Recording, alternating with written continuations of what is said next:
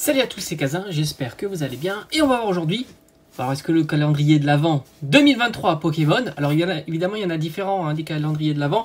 Là on va parler du calendrier de l'Avent Pokémon, mais principalement avec quoi? Avec les cartes Pokémon qu'il y a à l'intérieur. Sinon tu peux avoir tout un tas de calendriers de l'Avent avec principalement des figurines. Ça arrive aussi. Là on va parler du calendrier de l'Avent avec des cartes et des boosters donc Pokémon. Et on va voir un petit peu, c'est plutôt un flop au prix standard. Donc le prix standard c'était à peu près 55 €, c'est le prix boutique. Moi je t'avoue que je l'avais réservé. Je pensais que naïvement ça allait être compliqué de le trouver, puis au final regarde, on a pu le retrouver même avant le 1er décembre fatidique au prix de 44 € chez Carrefour avec des quantités astronomiques. Et malgré le prix plutôt discount de 44 € chez Carrefour, et ben il se s'est pas vendu et par la suite on l'a retrouvé au prix promo de 34 €. Et voire peut-être, alors je suis pas sûr, mais si l'offre marchait ou pas, le 2+1 gratuit, ce qui te fait le calendrier à moins de 25 €. Mais ça, sans certitude, parce que le 2+1, c'était sur les jouets. Est-ce qu'il considère le calendrier de l'Avent avec les cartes Pokémon comme étant des jouets, oui ou non? En tous les cas, moi, il était dans le rayon jouets, donc ça serait plutôt cohérent, et puis c'est plutôt du cagnotage plutôt que de la promo directe. Alors que 34 €, c'est une promo directe. Donc on va voir un petit peu le contenu, on va voir si par rapport au prix standard, c'est plutôt raisonnable, on a un contenu qui est quand même bien fourni, et après on verra à la fin de la vidéo si c'est plutôt un item intéressant à acheter maintenant pour voir s'il peut s'apprécier avec le temps. Alors déjà, collectionner le scellé, c'est compliqué, mais alors si tu rajoutes le collectionner scellé calendrier de l'Avent, là ça devient encore plus compliqué. Mais attention, faut pas sous-estimer ce genre d'item qui évidemment ne sera pas collectionné en scellé, mais qui a peut-être un réel intérêt. Alors moi je pense que déjà la problématique qu'a eu Pokémon Company, c'est de remplir les 25 cases. Oui, en plus, il y a 25 cases. Je pense pas que dans les calendriers de l'Avent, c'est toujours classique d'avoir 25 cases. De temps en temps, tu en as juste 24, de 1 à 24, et puis c'est tout. Là, tu en as 25, ce qui rend la tâche encore un petit peu plus compliquée. Et tu l'as compris, si tu as des boosters à chaque case, ben, ton calendrier de l'Avent va coûter très cher. Et c'est là la problématique la plus grave que Pokémon a dû avoir dans la réalisation de ce calendrier de l'Avent. C'est pas de déception à chaque fois que tu ouvres un jour, et en même temps tu peux pas mettre des boosters sur chacun des jours que tu vas ouvrir. Et je t'assure que la problématique elle est loin d'être facile. Sinon tu avais un calendrier à 150 €. Parce qu'il ne faut pas oublier qu'un prix d'un booster, ça reste toujours aux alentours de même 5 €, ce qui est un prix plutôt petit. Et si tu mets un booster à chaque fois, 5 € multiplié par 25, ça te fait un calendrier très cher. Et par conséquent, tu le sais pertinemment qu'il ne sera pas vendu. Voilà, parce que l'impact est important. Alors, on va regarder un petit peu ce que propose du coup ce calendrier. Alors, le point fort du calendrier, évidemment, j'ai envie de te dire, ce sont ces boosters. Malheureusement, la problématique étant, il n'y a que 5 boosters à l'intérieur, ce qui fait déjà monter la note à 25 €. Ben oui, il faut bien les acheter ces boosters-là.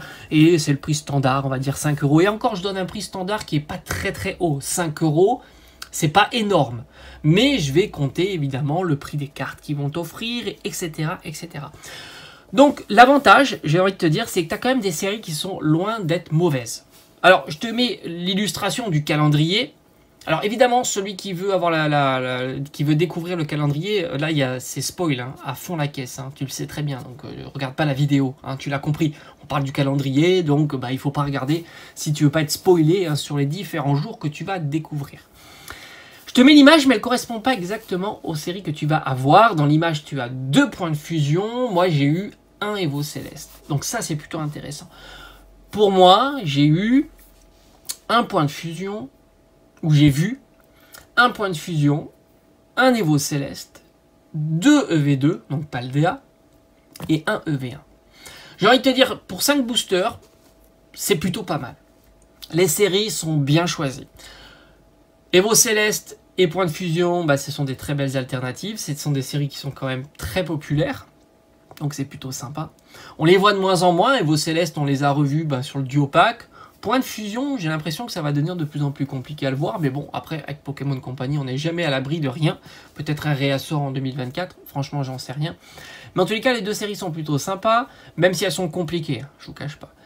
EV2, je trouve que c'est un très très bon choix aussi. Je préfère EV2 par rapport à toutes les séries qui sont sorties sur Écarlate et Violet. EV1, c'est va dire, c'est plutôt le bémol. C'est le booster le moins intéressant que propose ce calendrier. Mais au final, je trouve que les 5 boosters sont plutôt sympas. Plutôt très sympa. Donc là, tu as compris, tu as déjà 25 euros. 25 euros, c'est quasiment la moitié du prix du calendrier. Il te reste plus beaucoup de choses et tu as que 5 cases. Et oui. Ils ont rajouté ces petits boosters qui sont des boosters type loisirs, pack loisirs. C'est ce que tu trouves dans les magazines en règle générale. Les magazines, tu en as souvent 2. Tu peux même trouver des magazines avec 3, 4, voire 5 petits échantillons. Ce sont des magazines qui doivent certainement... Ça ne doivent pas trop se vendre, hein, je t'avoue. Et ça, c'est vraiment le truc qui n'est pas exceptionnel, sans compter que beaucoup auront déjà ouvert quelques boosters de Écarlate et Violet, Paldea, Point de Fusion, Evo Céleste, et par conséquent, tu risques d'avoir 100% de doublons quand tu ouvres ces boosters. Heureusement, tu as une reverse à tous les coups sur ces petits packs. J'ai envie de te dire... c'est le petit lot de consolation. Et j'ai envie de dire, il y a 7 packs comme ça. 7 petits packs comme ça. Moi, je vais les garder en scellé.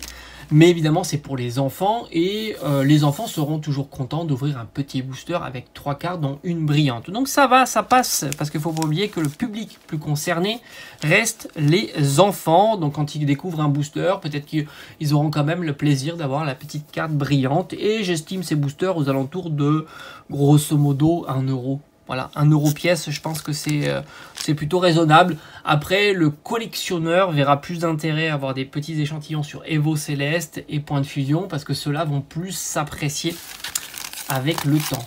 Mais si tu les cartes, évidemment, en scellé. Donc là, on est grosso modo à 32 euros.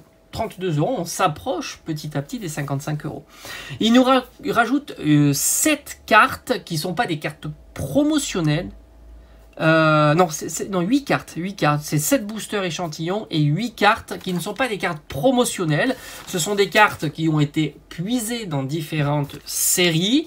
C'est pas des cartes promotionnelles, mais ils rajoutent soit le flocon, on va les voir, soit un effet holographique. Et je trouve que le point le plus intéressant, c'est l'effet holographique. Parce que ce sont des cartes, on va dire, standard que tu trouves pas habituellement avec l'effet holographique. Et ça, c'est plutôt un petit plus. Alors ça, c'est mon classeur avec tous les stamps, les machins comme ça, les reverse un peu spéciales, la collection Halloween 2023, et elles sont là. Voilà, donc ça, je trouve que c'est plutôt assez intéressant et c'est plutôt malin parce que ça fait de belles cartes.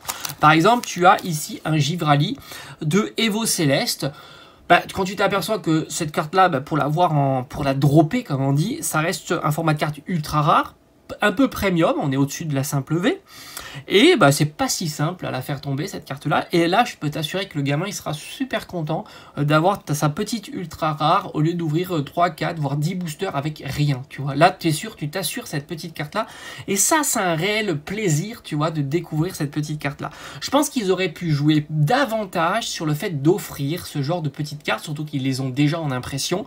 Ça doit pas coûter très très cher de rajouter le petit badgeage qui plus est, il ne brille même pas. Et ça, c'est aussi un petit bémol. J'aurais fait des efforts, sans compter qu'ils l'ont déjà fait par le passé. Alors je ne sais pas si j'en ai ici des stamps avec le petit flocon qui brille, mais je sais que par le passé, c'est quelque chose qu'ils faisaient sans trop de difficulté. Voilà, on va prendre un Givrali aussi, tant mieux, c'est très très bien. Voilà, et tu t'aperçois que le petit flocon, je le trouve plus travaillé et plus sympa si on les compare avec le flocon là de Givrali. Voilà. Dis-moi un petit peu ce que tu en penses, mais je trouve que là, c'est quand même plus quali. On est sur une carte de 2008. Hein. Tu t'aperçois que c'est fou. Hein. Mais ça reste très sympa et ça fait un réel plaisir. Sans compter que, comme je t'ai dit, c'est des cartes qui viennent d'autres séries, mais ce sont des cartes communes. Tu as ce Serfrousse, par exemple, qui est une carte commune. Et là, tu lui rajoutes un petit effet holographique. Heureusement qu'ils ont mis l'effet holographique et ils ne se sont pas dit, on met juste le badgeage et circuler. Il n'y a plus rien à voir. Donc ça, c'est plutôt pas mal. En plus... mention spéciale, et ça a été très intelligent aussi, c'est qu'ils nous ont mis évidemment des Pokémon à base un peu neige, hein, qui rappellent la période, et c'est tout à fait normal, du Givrali, du Frisonil, du Blizzard, c'est cool. Mais ils nous ont rajouté le Pikachu, et lui, tu sais pas pourquoi il est là, mais tu sais que c'est pour l'image, évidemment. Pikachu, ça fait rêver. Et par conséquent, ça c'est un réel plus qu'il y a dans ce petit calendrier de l'Avent. C'est le Pikachu qui vient de la série. Alors on est sur la série, alors si je dis pas de bêtises, mais en même temps je te dis ça, mais j'ai mes anti-sèches sur le côté, pardon. On est sur Tempête Argentée. Donc ça fait plaisir d'avoir cette petite carte badgée holographique. Et qui plus est, c'est une carte qui sera recherchée avec le temps. Donc là aussi, on était à 32 €. Je parle, mais en même temps, je perds le fil. Il y a 8 cartes promo, je dis ça vaut 10 €. Voilà, pas plus. On va dire basiquement, on va dire quasiment 1 €. Je t'avoue que c'est un peu pour arrondir tout ça. Mais j'aurais pu mettre 8. Allez, admettons 8, 1 € par carte. Et ça nous fait tout rond, 40 €. Et là, qu'est-ce qu'il nous reste? Et malheureusement, il nous reste pas grand-chose. On a 2 jetons. Alors les jetons c'est joli, attention, mais c'est vrai que quand tu ouvres une case et tu as un seul malheureux jeton, bah, c'est pas foufou, hein, je t'avoue. Après ils sont bien réalisés, ils ont une belle couleur, bien pailleté, c'est joli, c'est bien fait. Mais encore une fois, voilà, le jeton, c'est pas suffisant. Une case, un jeton, ça reste moyen. Là aussi je rajoute 1 €, mais pas plus hein, pour ces 2 jetons là. Bon, t'as compris, il reste les deux stickers. Bon, bah là, j'ai envie de te dire, c'est 0. C'est peut-être la plus grosse déception, je pense, ça reste les stickers. Alors, les enfants, ils aiment bien les stickers, mais ça dure 2 minutes. C'est collé sur une armoire. Et puis voilà. Après, ils sont qualité, ils sont jolis, il n'y a pas de souci, ils rappellent le thème. C'est très sympa.